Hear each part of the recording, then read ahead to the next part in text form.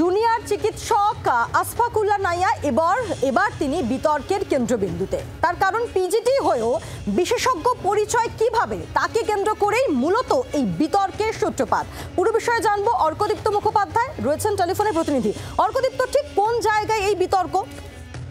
দেখো, West Bengal junior doctor association একটি অভিযোগ করেছে যে 2022 সালে যখন আশফাকুল্লাহ নাইয়া, যিনি ওয়েস্ট বেঙ্গল জুনিয়র ডক্টর ফ্রন্টের অন্যতম মুখ, তিনি 2022 সালে ইএনটি স্পেশালিস্ট হিসেবে চিকিৎসা করেছেন এবং এবং এবং রোজগার করেছেন। এই অভিযোগ তুলেছে West Bengal junior doctor association.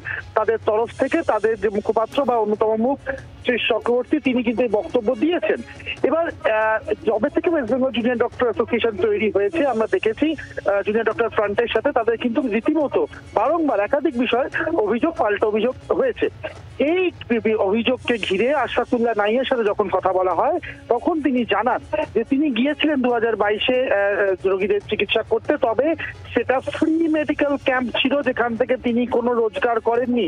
সুতরাং এই অভিযোগের কোনো সারবত্তা নেই বলেই জানিয়েছেন ডক্টর আশফাকুল্লাহ নাইয়া। ধন্যবাদ অর্কদীপ্ত মুখোপাধ্যায় আমাদের সঙ্গে ছিলেন টেলিফোনে। জুনিয়র ডাক্তার অ্যাসোসিয়েশনের ঠিক কি অভিযোগ শুনুন।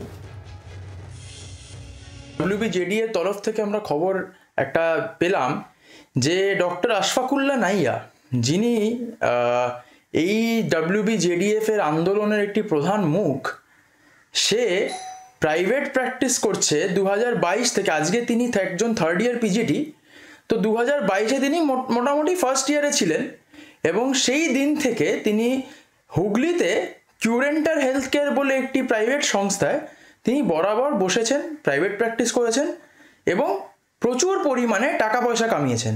এবং আমরা এটাও জানতে পেরেছি যে তিনি এই আন্দোলন চলাকালীন, ইনফ্যাক্ট 1 মাস আগে অবধি তিনি নাকি ওইখানে বসেছেন এবং পেশেন্ট দেখেছেন।